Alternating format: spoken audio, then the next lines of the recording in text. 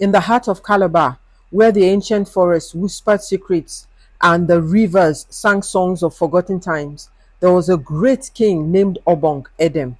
King Obong ruled the land with wisdom and might, and his name was revered in every household, from the bustling markets of Henshaw Town to the peaceful fishing banks of Ikot Nsan. His palace, which was built on the highest hill of Duke Town, was a marvel to behold, a majestic structure adorned with golden sculptures, intricate carvings, and tapestries that told stories of his family's long and proud lineage. The king had everything a man could desire: wealth, power, and respect. Yet, for many years, he was plagued by deep sorrow. His beloved queen, Efemana, had passed many moons before, leaving him with an only child, the beautiful Princess Arit. Princess Arit was a sight to behold. Her skin was as smooth as the finest silk, her hair flowed like the darkest river, and her eyes sparkled like the morning star. She was liked by all. Her laughter echoes through the palace halls like a melody, and her kindness was known across the land. But despite her beauty and grace, Arit harbored a secret that could shake the very foundation of her father's kingdom. In the shadowed corners of Calabar, where the outcasts lived, those whom the town called the Mbiam, the untouchables, there was a young man named Ukpong. Ukpong was a man of striking appearance. His muscles rippled under his sun-tanned skin, and his eyes were deep pools of sorrow and sufferings. He was born into the caste of the outcast, marked by fate and tradition to live a life of scorn and hardship. But his spirit was fierce, and his heart was pure. Though he was poor and scorned, Ukpong possessed a quiet strength and a dignity that set him apart. His skill with the flute was unmatched, and his melodies could calm even the most turbulent storm. It was one of such melodies that first caught the ears of Princess Arit. One day, as she wandered beyond the palace grounds, please subscribe to this channel, like, share, and comment. Seeking solace from the suffocating confines of royal life, she stumbled upon Ukpong playing his flute by the banks of the great Cross River. His music was unlike anything she had ever heard. It was as if the river itself had begun to sing. She was drawn to him, her curiosity overpowering the warnings of her maids and the fear of her father's wrath. She listened from a distance at first, hidden behind the thick leaves of the mangrove trees. But as the day passed, with each visit, she found herself moving closer, her heart beating faster each time she saw him. Eventually, their eyes met. Ukpong, aware of the customs and the dangers, bowed his head in respect and fear. But there was something in Arit's gaze, a warmth, a kindness that melted his resolve. They began to speak, their words tentative at first, like raindrops on a calm sea. Over time, their conversations grew bolder, their laughter louder, and soon they were meeting every day by the river's bank. Ukpong would play his flute and Arit would sing along, her voice a perfect harmony to his melody. In each other, they found a kindred spirit, souls that understood each other's hearts, the desire to be free from the chains of their birth. But love between a princess and an outcast was the greatest abomination in Calabar. The Imbiams were seen as impure, cursed by the gods, and anyone who dared to associate with them would face the severest punishment. They would be banished to the evil forest. Princess Arit knew this, as did Ukpong, yet their love grew stronger with each passing day. Defying the laws of man and the wrath of the gods, words of their forbidden meetings eventually reached the ears of the palace guards, who whispered amongst themselves in fear and disbelief. One night, the eldest of the guards, a man named Etim, who had served the king for decades, approached King Obong Edem with a heavy heart. "My king," Etim said, kneeling before the great throne, "I bring troubling news. It is said that Princess Arit has been seen speaking with an outcast by the river banks." The king's face darkened. his eyes narrowing like a hawk's. "What madness do you speak, Etim? My daughter will never disgrace our lineage like so." But deep down, the king's heart was gripped by fear. He knew his daughter was headstrong and had a will as unyielding as the strongest ironwood. He summoned Princess Arit to his chambers that night, demanding the truth. "Arit," he said, his voice heavy with authority, "tell me this is not true. Tell me you have not defiled your lineage by speaking to an outcast." But Princess Arit, with a strength she never knew she possessed, stood tall before her father. "Father," she said, her voice steady, "I have spoken to him. His name is Ukpong, and he is not the monster people believe him to be. He is kind, he is wise, and he has shown me a love that is pure and true." The king's face turned a shade of red. "Do you know what you are saying, child? Do you understand the weight of your words? It is an abomination, a crime against the gods themselves." "Perhaps the gods are not as cruel as we believe," Arit replied, her voice firm, but her heart trembled with fear. In his rage, the king ordered Arit to be confined to her chambers, her every move watched by his most trusted guards. He declared that Ukpong must be found and punished, and a decree was sent out across the land. Anyone caught helping the outcast will share his fate. But Arit was cunning, and she knew her father's heart well.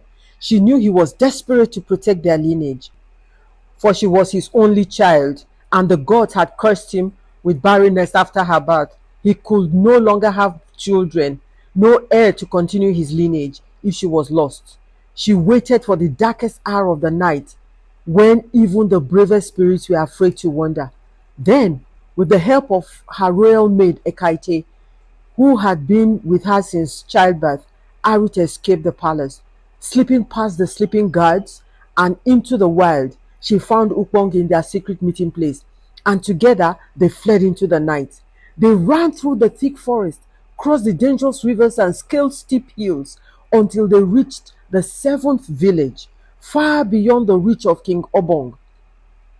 There, in the village of Adiabo, they found refuge among the kind-hearted villagers who took them in without questions, not knowing their true identities. For a time, Arit and Ukpong found some peace. They lived simply, as Ukpong was working as a fisherman while Arit, disguised as a commoner, sold woven baskets at the market. Their love flourished, and they believed they had escaped the wrath of fate. But the king, tormented by the loss of his daughter and the shame that her actions had brought upon his house, could not rest. He consulted with the greatest diviners in Calabar, seeking a way to bring his daughter back. It was then that the oldest diviner, a frail woman named Emem, known for her deep connection with the spirits, whispered a dark suggestion to the king. "There is a way. There is a spell," she said, her voice barely a whisper. "A spell that will bind her spirit to this land. She will be drawn back no matter how fast she runs. But be warned, Obong, such magic comes at a great price." "I don't care for the cost," the king cried. "Bring my daughter back to me. I must save her from this madness, even if I must bind her soul to this land forever." And so the diviner cast the spell. Days after, Arit, feeling a strange pull in her chest, began to dream of Calabar every night. The dreams grew stronger, the pull more irresistible. She saw her father's face, heard his voice calling her back, felt the weight of the land pulling at her very soul. Ukpong noticed the change in her. She was restless, her eyes distant, as if staring into a world he could not see. "What troubles you, my love?" he asked, as they sat by the fire. "I feel something," Arit replied, her voice barely a whisper. "A pull, a call. I see my father's face in my dreams. He calls me back." Ukpong's heart sank. He knew the power of the spells the king could summon, the ancient magic that flowed through the veins of Calabar. "We must resist," he said, taking her hand in his. We must stay strong, for if we return, they will kill us both. But the pull was too strong. One fateful night, as Ukpong slept, Arit found herself drawn to the river bank. She walked as if in a trance, her feet moving of their own accord. She heard the whispers of the spirits, the murmur of the trees, the call of her father growing louder with every step. When she reached the river bank, she saw her father standing on the opposite shore, his arms outstretched, his eyes filled with a mix of anger and desperation. Arit, he called, his voice echoing through the water. Come back to me, my child. Tears streamed down her face as she struggled to resist. Father, she cried, please release me, let me go. But the spell held firm, and as the first light of dawn touched the horizon, Arit knew she could no longer resist. She turned and began to walk back towards Calabar, her steps heavy, her heart breaking with every step. Ukpong awoke to find her gone, and panic gripped his soul. He ran through the village, calling her name, but she was nowhere to be found. Desperate, he began the long journey back to Calabar, his mind racing with fear and determination. He would not lose her, not now, not ever. But as he made his way through the dense forest and over the hills, he knew that the path ahead was fraught with danger and uncertainty. As the sun began to rise, Ukpong pressed forward with unyielding determination. Each step he took was fueled by a mixture of love and desperation, his mind racing with thoughts of Arit. His heart pounded with fear, fear of what awaited her back in Calabar, fear of the king's wrath, and fear of losing her forever. Meanwhile, back in Calabar, the spell had done its work. Princess Arit, drawn by the invisible chains that bound her spirit to her homeland, found herself at the gates of her father's palace. The journey had been long, her feet blistered, and her body weary, but the pull was too strong to resist. When she reached the palace gates, the guards, who had once been like family to her, stared in shock and horror. Their beloved princess had returned, but there was something different about her. Her face was drawn, her eyes filled with sorrow and fear. They hesitated for a moment before one of them hurried to alert the king. King Ukpong rushed to the gates, his heart pounding with a mixture of relief and dread. When he saw Arit standing there, his emotions overwhelmed him. He wanted to embrace her, to tell her that he was glad she had returned, but he could not ignore the gravity of her actions. His gaze fell upon her, and in that moment, he noticed a slight roundedness to her belly. His eyes widened with realization and his heart sank.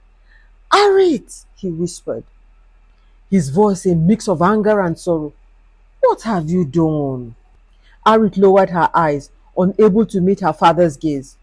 Father, she began, her voice trembling, I am with child. Shock rippled through the crowd of onlookers that had gathered at the gates. The king's face turned red again, his eyes narrowing with rage. An abomination upon abomination, he thundered.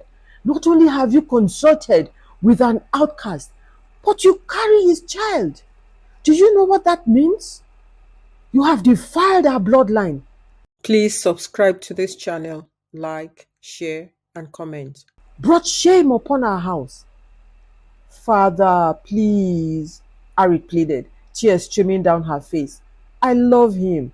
Ukpong is not what they say he is. He is kind, he is gentle, and has shown me a love that is pure and true. This our child is a symbol of that love. But the king's heart was hardened by years of tradition and the fear of losing his only heir. Enough! He shouted, his voice echoing through the palace walls. You will be confined to your chambers until I decide what is to be done. And then, as for that outcast, if he dares set his foot in this kingdom again, he will be done, along with anyone who harbors him. Arit was carried away by the guards, her cries echoing through the palace corridors. She was locked in her chambers, her windows barred, the guards posted outside her door. She sank to the floor, her body racked with sobs. She knew that her father's anger was not just about her defense, but also about the child she carried. She knew that the customs of Calabar were strict and that a child born to an outcast and a princess was an abomination, a curse upon the land. Days turned into weeks, and Arit remained a prisoner in her own home. The once vibrant princess, who had roamed freely through the palace gardens, now sat alone in her chamber. Her only comfort was the child growing within her. She whispered to the unborn baby, telling stories of love and hope, of a world beyond the palace walls where they could be free. But the king could not rest. His people whispered of abomination within the palace walls, and he knew he had to act. He summoned the elders and the high priest, seeking their counsel. The priests, men who held the ancient laws and customs above all else, advised him to cleanse the kingdom of the stain that had been brought upon it. The child, one of the priests said, his voice cold and unwavering, must not be brought up in this palace. It is an abomination, a blight upon the land. Its birth will already be a curse upon us all. The king nodded, though his heart was heavy. And what of my daughter? He asked. She too must face judgment.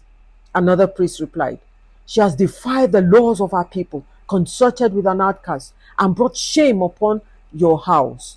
The punishment is clear. The king knew what the punishment was. It was banishment.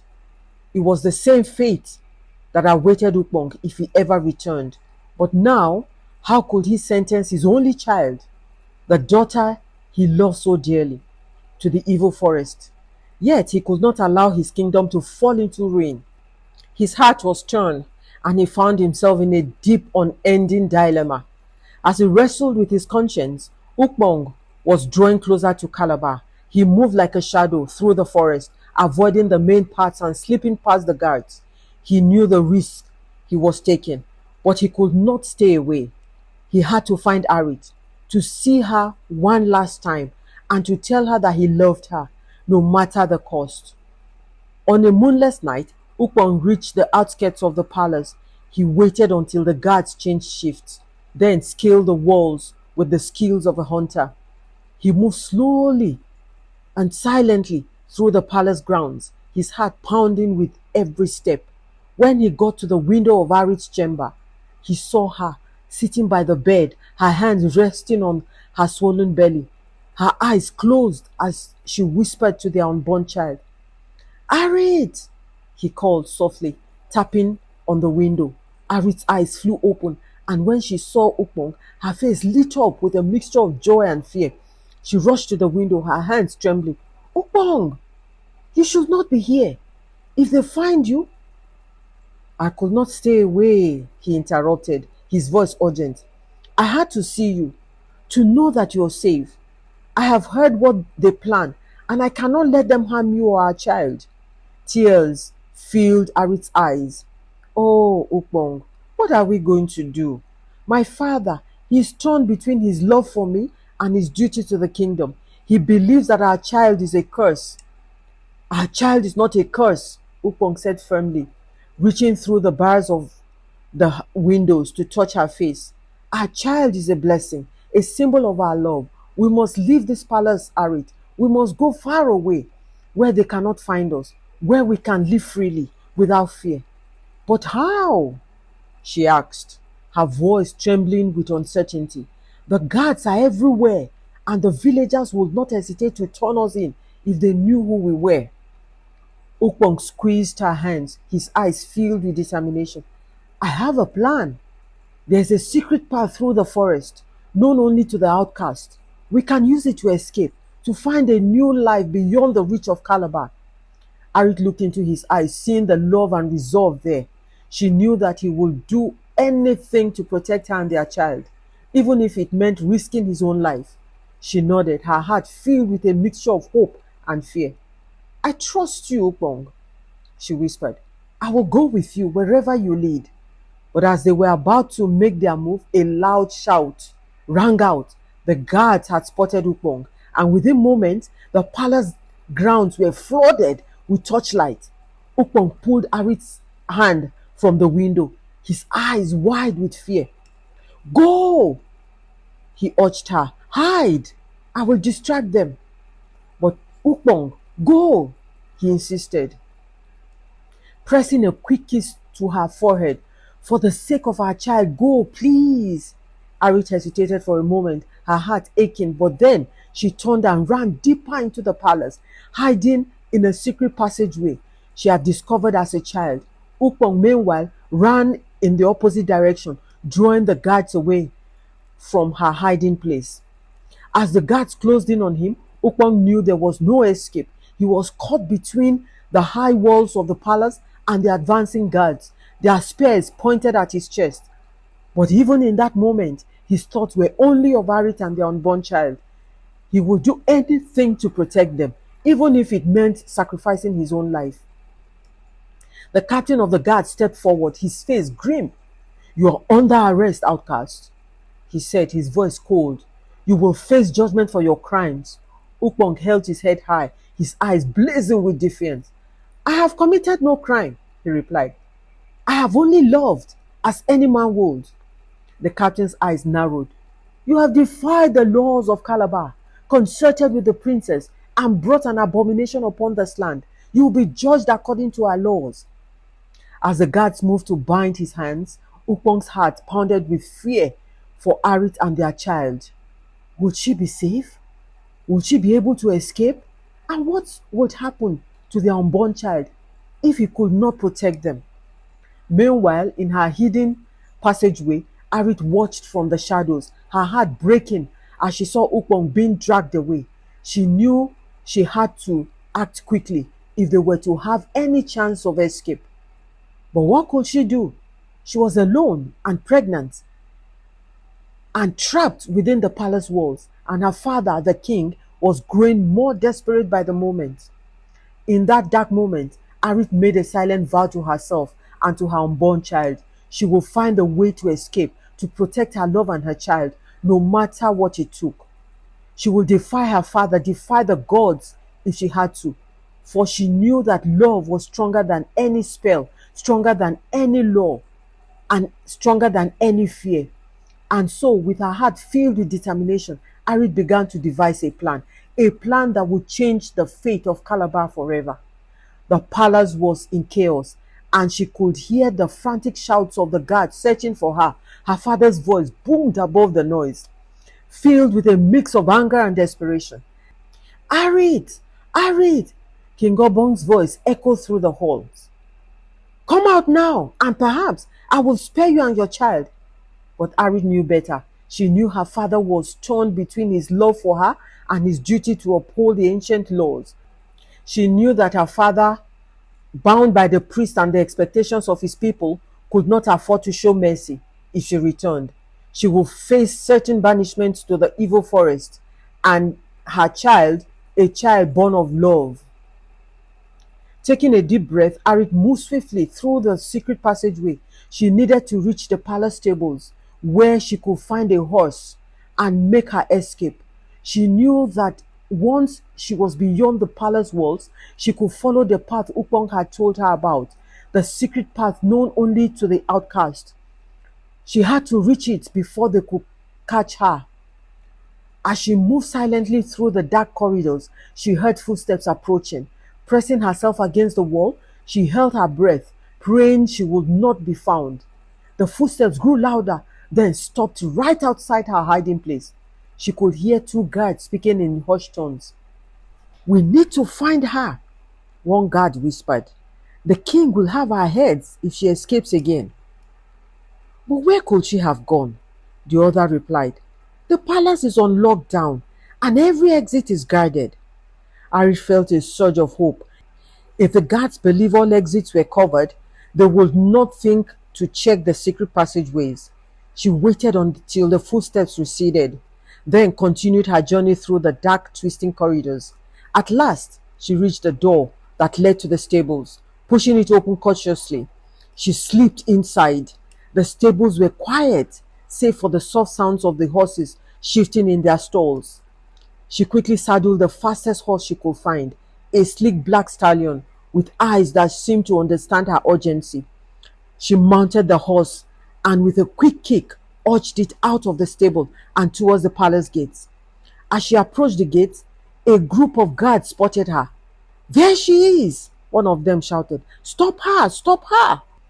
Arit's heart pounded as she urged the stallion to go faster. The gates were closing, but she was determined. With a burst of speed, she managed to slip through just before the heavy wooden door slammed shut behind her. She was free, at least for now. She galloped through the dark streets of Calabar, her only thoughts on reaching the secret path that would lead her away from the kingdom. Behind her, she could hear the sounds of pursuit. The king's guards were not far behind. She needed to lose them and fast.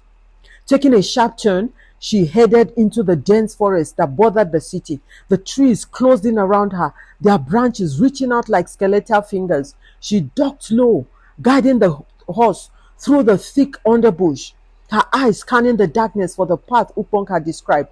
Finally, she saw it, a narrow trail hidden by tall grasses and overgrown vines. She turned the horse onto the path and pressed on, hoping against hope that they could reach the village of the outcasts before the guards caught up.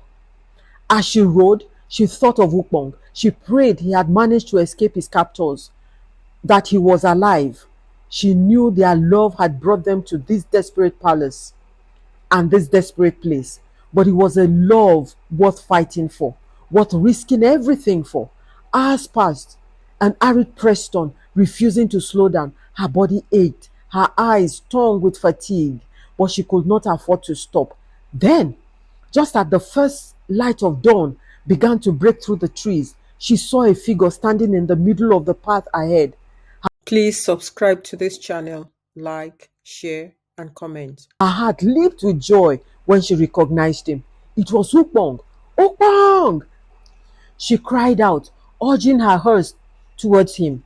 Ukpong turned his eyes, widening in relief when he saw her. "Arit!" he shouted, rushing towards her.